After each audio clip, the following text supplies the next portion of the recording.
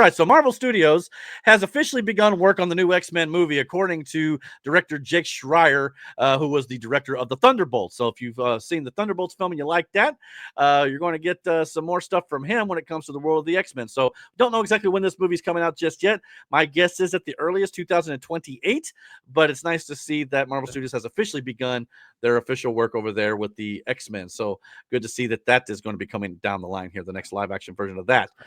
Mike mentioned in the chat, he said, did you see that the people behind Cobra Kai will be doing a Knight Rider movie for Netflix? I did not know about the Netflix part of it. However, yes, I have seen the news about the new Knight Rider movie. And as he mentioned, it is coming from the Cobra Kai creators, John Hurwitz, Hayden Schlossberg, and Josh Heald, and they're writing a script with David Leitch producing the film. So that should be coming out relatively soon, probably in the next couple years or so for sure.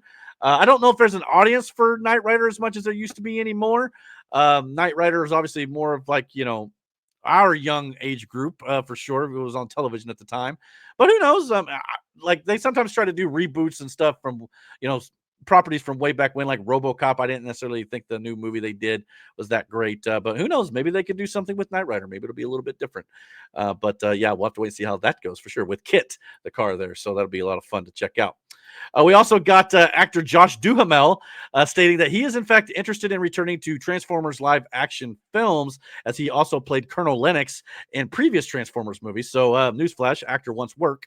So that's always good. But I thought he was actually one of the better parts of the Transformers films. He did a pretty good job as Colonel Lennox over there. So we'll see if he ends up getting cast in the upcoming Transformers stuff, with potentially Michael Bay also returning to the franchise as well. That's been discussed as well over there at Paramount. So we could be seeing more of that. If you're going to bring back them, who's to say they won't bring back Shia LaBeouf?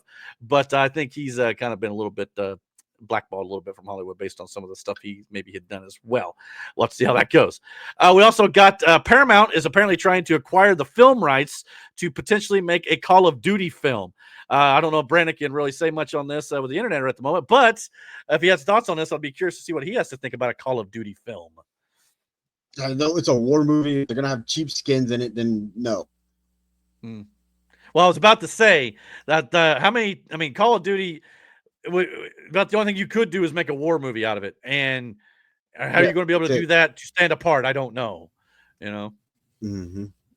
So, yeah, I go lie. I wouldn't mind seeing the guy with the skull mask there. I think that's pretty dope.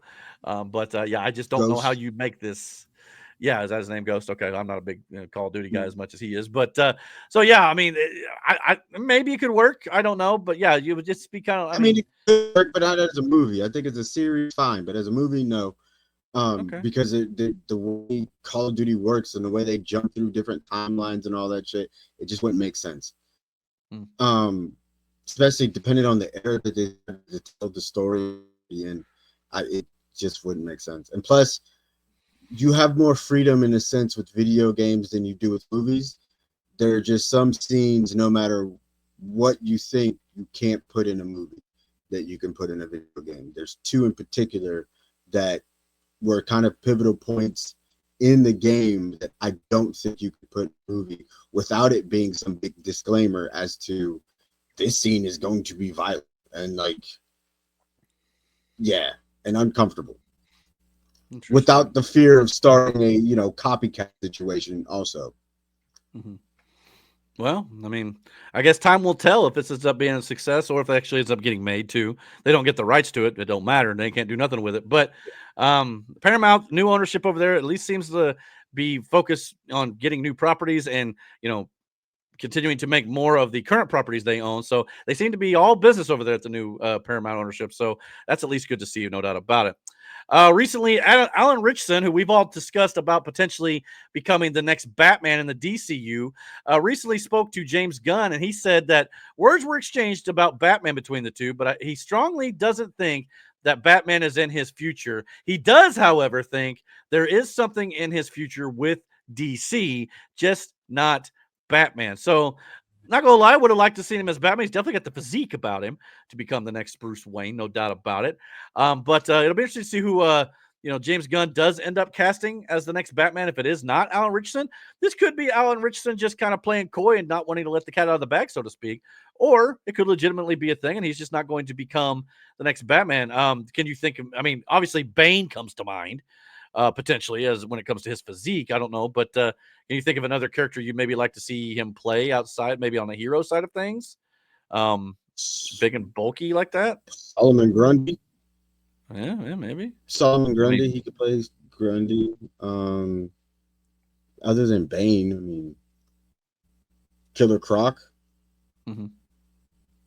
Yeah, that could be interesting. Other than, yeah, I don't know. If they were talking about Batman, who's to say they weren't talking about Batman, but just him maybe as the villain? That could be a thing. I mean, it is the first chapter of the DCU is called Gods and Monsters. Killer Croc would kind of fit. I mean, I'm not gonna lie to you. Mm-hmm. I mean, it could be interesting, no doubt about it.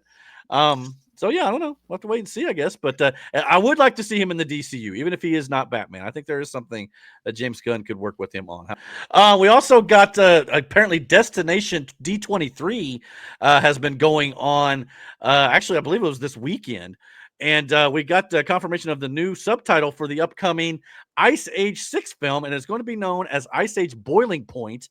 And that film has now been pushed, I believe, from December 2026, which would have been going up against Avengers Doomsday, which, again, owned by Disney, so they're both not going to be on at the same time. It has now been pushed to February 5th, 2027. So good to kind of get it out of the way of the Avengers movies, no doubt about that. We're also going to be getting Baby Scrat making his return with Scrat in the upcoming Ice Age Boiling Point. So now that we know the title of the film, got a little bit of details that we're going to be seeing the little one around a little bit longer as well. So for those of you who enjoy the series, you'll get to see Baby Scrat grace your screens one more time. We'll also got some more news when it comes to Toy Story 5 and Pixar, which will be hitting theaters, I believe, in June of 2026. We've got a couple new characters that have been announced, and one of them is called Smarty Pants, and it is described as a potty training toy that will be voiced by Conan O'Brien. So that, interestingly, right there. I don't think I've ever seen this particular toy in real life. I'm not, maybe a whole new creation, but interesting to think about there. Smarty Pants for a toilet potty training toy. That's pretty crazy. We also got our first look at Lily Pad in Toy Story 5. This is a tablet that will be the villain of the film as the toys go up against electronics taken away from the normal toys. So Lily Pad or Lily iPad will be the villain of Toy Story 5. Don't know who's going to be voicing this particular character, or at least I don't yet. Maybe I missed something somewhere. But Lily Pad and Smarty Pants, new characters upcoming for the Toy Story 5. So this one will be voiced by Conan O'Brien. So yeah, interesting to see there. So yeah, I'm looking forward to that as well. And the last thing, when it comes to the world of animation at Disney, the Incredibles 3 has officially been announced to be releasing in 2028. So 3 years from now, we'll get the third installment of the Incredibles franchise and potentially the final entry into that trilogy. So yeah, that could be really good. So yeah. Any thoughts on Destination D23 and some of the stuff they announced, including the Ice Age subtitle for their upcoming 6th installment? There's 6 Ice Age movies? There will be. We got 5 now. And I believe there was even like maybe, I think I want to say there was maybe even a Netflix movie they did with one of the side characters a little bit. But yeah, this will be the 6th full Ice Age film. Yes. But yeah, a lot of stuff that Disney acquired through their Fox acquisition and stuff like that they're finally putting to good use. Let's put it that way at this point. And last but not least, in the world of movie news, Clayface has officially begun filming over there in Liverpool, and they're using its city and architecture as the backdrop for Gotham in the new DCU, which is, again, which I'm going to show you in just a second, is furthering the point that Robert Pattinson's Batman will not be the upcoming DCU Batman. Obviously, here's kind of our first look at Gotham in the DCU with this big, this looks like to be a church or a cathedral here being used as a backdrop. So on top of that, obviously, since there will be a distinction between the two universes here, this just kind of shows a little bit of that. On the left, you see the Gotham Police Department car and the Gotham News van or truck on the left.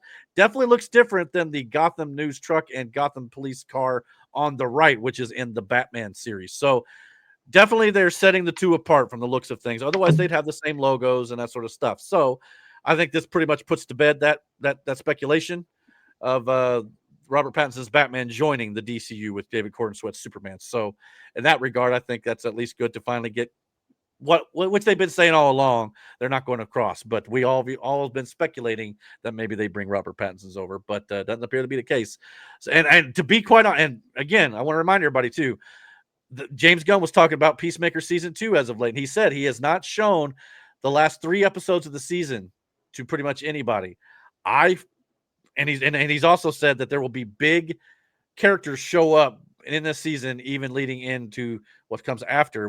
So I honestly believe we might get the DCU's Batman reveal in Peacemaker season 2, or at least a Superman cameo. Something big, I think, is coming at the end of this season within the next couple months. I'm excited to see who it's going to be to play Batman. And you might be right; it may be in the Peacemaker. It would be, But I will say this: them shooting. Where'd you say they're shooting it at in England? Liverpool. That's in Liverpool. England, right? I don't think Liverpool. Yeah. I understand why, because a lot of their architecture is still that old, Gothic kind of architecture. And when you think of Gotham, it's buildings like this that you see architect wise or architectural, like, you know what I mean? Like the scene and the look of this is what Gotham looks like. So like, I like it though. I do. There's other shots online, which I didn't pull up, that have a lot of graffiti on like walls and stuff. One in particular, which I thought about pulling up, one of the graffiti said "the Jokers," plural. And it made me start to think about how we've talked about the DCU is talking about bringing in the Bat family and the Superman family, the Super family, or whatever.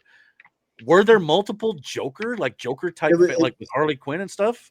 It became. You remember how what Marvel did with the Mandarin? Instead of being a person, it was an organization, right? In this aspect, instead of Joker being a person, it was a gang. What Joker was an actual person then, but it became, I forget how he died or what happened to what the case may be, but like then it was like a copycat version of Joker. But it became more of a gang than anything. They ran under the moniker of Joker, but it was a group and not just a person. Well, as you can see here, this is the picture I'm talking about. On the what looks to be like, I don't know, second panel over, you can see kind of in white and black that says the Joker's there, kind of right in here. And it's like, and this is kind of the picture that, well, it's kind of not real big to see, but they had like multiple different people in clown makeup or whatever. So I didn't know if you knew anything more about that than I did, because I've only heard of like Joker and Harley Quinn. That's kind of my wheelhouse. But it became more of a gang than just. And don't worry, this is not supposed to be just downtown Liverpool. This is supposed to be a movie set, so it's supposed to look like Gotham, which again, GCPD and the GCPD. So there's protests about the cops. Must be a Democrat running Gotham. Well, it's interesting because I wouldn't say like Superman is a like hugely political type movie, but you can tell there's like little elements to even some of the stuff that we deal with in modern day a little bit. And some of this stuff like defund the police and things like that could potentially make its way into like a Gotham City storyline. It could make a lot of sense, actually. But the Gotham City series, like literally a lot of the cops are corrupt. I mean, they really are. True too. Yeah, that's different. And it's part of the whole story of Batman and why they hate him as a vigilante, because he was interrupting a lot of their side dealings and business practices and shit. So like that's why a lot of the cops didn't like Batman to begin with. Yeah, so it would make a lot of narrative sense to throw that in there, especially with the corruption, which, don't get me wrong, happens in the real world too. So, I mean, all that stuff could very well tie neatly into the upcoming Batman series if they, end up taking that route. No doubt about it. We'll have to wait and see where they go. I just think you got to be careful with that sort of thing. If you get too like on the nose in the real world, some people will be like, I don't go to my movies to see that.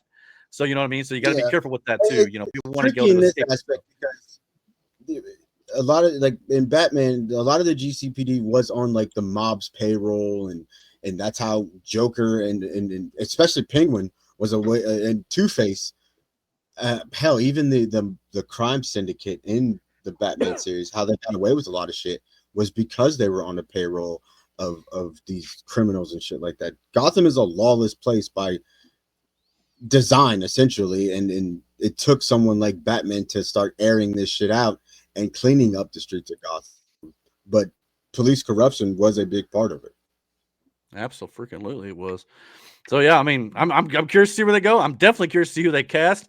And like I said, maybe we'll get Batman by the end of Peacemaker season 2. Maybe we won't. But when he's saying little teases like that and he's not showing those episodes to anybody, it makes you wonder. Not only that, I believe they reiterated, over the last few days or whatnot, that there is an untitled movie in the DCU set to come out in May of 2026, which is next year. We know about Supergirl. We know about Clayface and the Lantern TV series next year. But they've had this May date set aside, which is a week after The Mandalorian, 2 weeks now after Mortal Kombat. It makes you kind of wonder, is there something they're willing to drop? There's a lot of people online saying it's going to be an animated film. But will that come out theatrically? Or is that something kind of like the DC, original animated films that kind of stand and do their own thing? That could be a thing too. But there's a lot of speculation. I don't think that they'd be able to pull this off.